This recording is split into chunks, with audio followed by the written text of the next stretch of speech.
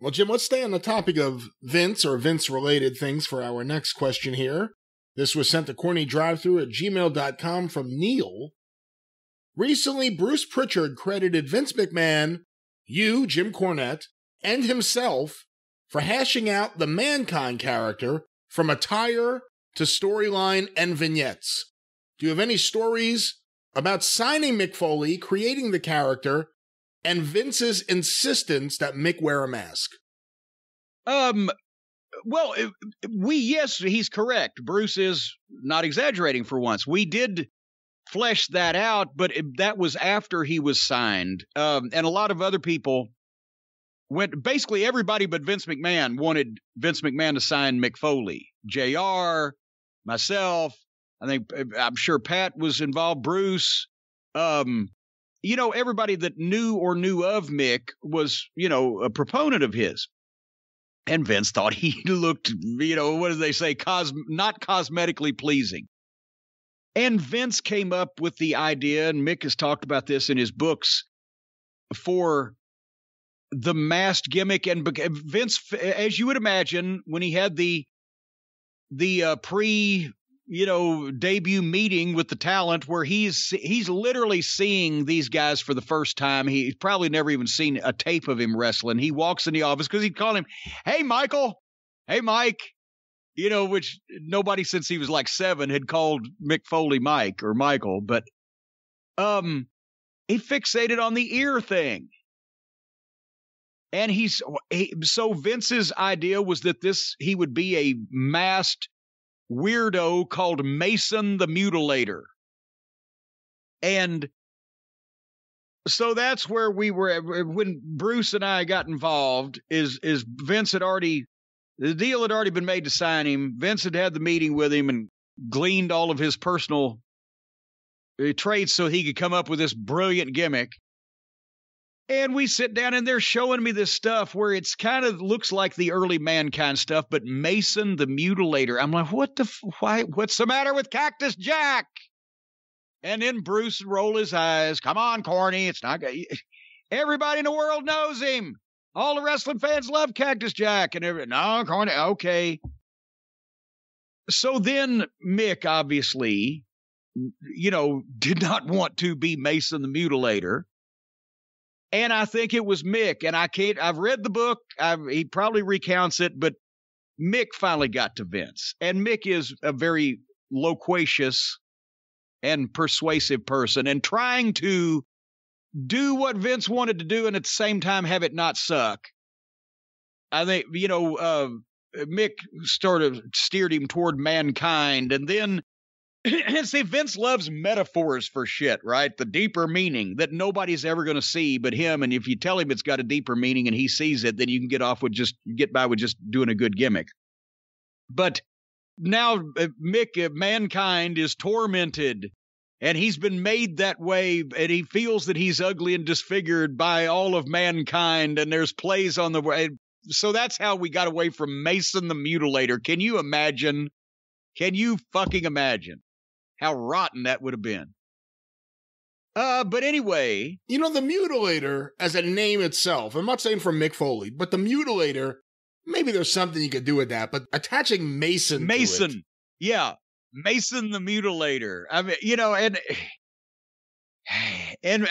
but be thankful it wasn't just the Mutilator with a mask on. But anyway, then once that I was able to start talking to Cactus and see what he was thinking, and they built the basement set for him in his dungeon or whatever, where he was, gonna do those initial promos. I said, you got to have a rat if you're in a fucking stone dungeon cell. Here, I'll bring George. And he loved that. And, so then we were able to, and the stuff that we did with him, in my mind, anything I pitched and whatever would have been the same thing Cactus Jack would have done. He's just a different person, but it fit Cactus, who I still to this day when I see him, I call him Cactus. So we started doing shit with him that he would do, whether he was Mankind or whether he was Cactus Jack. And he was able to, he's one of those guys that was smart enough and cared enough and had enough promo ability and command of the English language that he took what could have been very questionable and just as silly as T.L. Hopper and made himself, and made that gimmick. And then, of course, once that Mankind was over, because the guy was going to be over regardless, but once he was over, then they loved the fact he used to be Cactus Jack. And then all of a sudden, let's bring Cactus Jack back. And Dude Love, let's throw him in there too. He could have been, fucking the guy shoving the Mars bars up his ass. By that point, he was so over, they would let him do it. But they just couldn't let him be himself to begin with. What do you remember about Dude Love popping up? God damn it. You know what? I'm trying to remember exactly what the instigation was, and I can't now, even though I was part of it, but I don't have a photographic memory for everything. But the whole Dude Love thing was, and obviously this was after he was already a babyface. Mankind, the first year of Mankind where he was a heel, even though people liked him, he was doing all these things to The Undertaker and blah, blah, blah. He couldn't have just switched right into Dude Love. He had to go through, and his personality came out, and they did things with him as people started getting behind him. But anyway, as far as actual Dude Love came from the promos that he had done on a video camera in the mid-'80s before he got into wrestling, the same time when he dropped the elbow off the roof of the house and, doomed the wrestling business forevermore. That was his gimmick that he'd come up with it for himself. But then when Russo was somebody that wanted to do it because, for him, it was normal for people to have multiple personalities. He never figured out how to have just even the one himself. But then Cactus came to me and was like, Corny, here's a problem.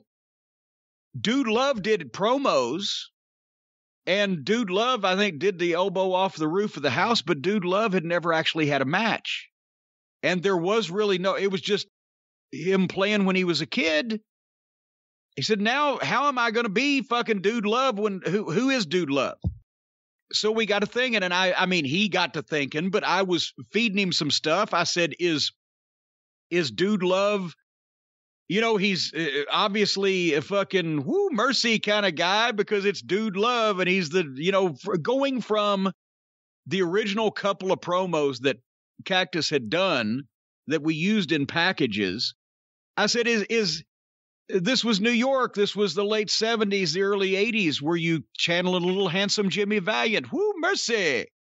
The tie-dye stuff. Can it be a little superstar Billy Grahamish, but as a hippie, not as a bodybuilder, but look at, you just steal shit, research shit from all those flamboyant guys from the territories that you actually, whether you knew it or not, patterned Dude Love after. Dude Love, handsome Jimmy Valiant, superstar Billy Graham, Mike the Hippie Boyette. I mean, and then I thought of some handsome Jimmy lines and some stuff that era 70s hippie kind of wrestler would say, whoo, mercy, Dude Love is like cheap toilet paper. He don't take crap off of nobody. And just, it was to be fun. And I'll never forget Vince. Do you remember when they brought him out? Nobody knew it was going to be Dude Love, and you saw Boots walking. And this was back before every shot on every wrestling program was somebody's Boots walking, because this is the reason why now there's so many. You saw the Boots, you didn't know who it was, and there was a fucking kind of a little beat in the background, a little drum beat, like that, right? Vince loved that. Vince came up with it. Vince, we see his boots, and they've got a click track in the back, and we don't know who it is. That's good shit, but he didn't actually say that's good shit, pal. He just, that's the way he wanted to introduce him. And then, Dude Love started doing Dude Love and the strut and the old wrestling, hippie kind of gimmick bullshit, right? But then I've said before, Cactus came to me at one point. He felt bad about being Dude Love because Dude Love's whole thing, but he didn't jump off the roof like Cactus Jack or rip people apart like mankind. It was all work and strutting and promo and gimmick. And he said, I'm having bad matches. I said, people are loving him. But he was upset that he wasn't taking the bumps and working as hard physically and doing as much damage to himself. I'm shortchanging people. I'm not working hard. I said, you're working this gimmick. And now it's one of 3 different personalities that you have, and the other 2 do enough damage to your body for all 3 of them. So enjoy a little break. Work the gimmick, and the people like it. Don't feel bad. But he felt bad that he wasn't working hard enough because he wasn't taking all the big bumps his dude loved. But Vince liked the shot of the feet. Well, Jim, Vince focused on Mick Foley's ears, and a lot of the listeners are focusing on their ears with Raycon. That's exactly right. The Raycon wireless earbuds. And I'll tell you something else. If you want to enjoy those groovy tunes from the 70s and 80s, or if you want to go all the way back to the 60s and playing mounds of sounds and stacks of wax all designed with you in mind, here's one's guaranteed to blow your mind from 1965, that golden year and the Lovin' Spoonful. Whatever you want to listen to, you can listen to them on the Raycon wireless earbuds, whether it's a podcast, whether it's a workout, whether it's an audio book, or whether it's just to listen to something enjoyable and not think about how miserable the bleak world outside you really is.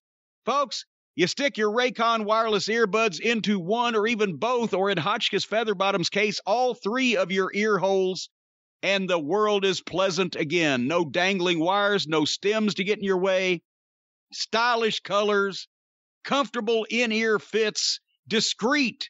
Nobody will know you can be listening, and people won't know it. And they're built to perform anytime and anywhere, including being water and sweat resistant.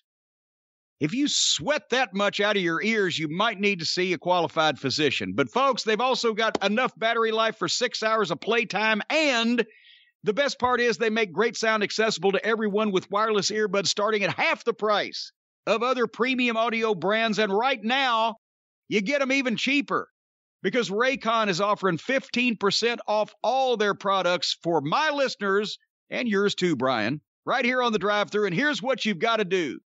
You go to buyraycon.com/JCE, buyraycon.com/JCE, 15% off so you can grab a pair and a spare. And then you'll have a spare pair to spare.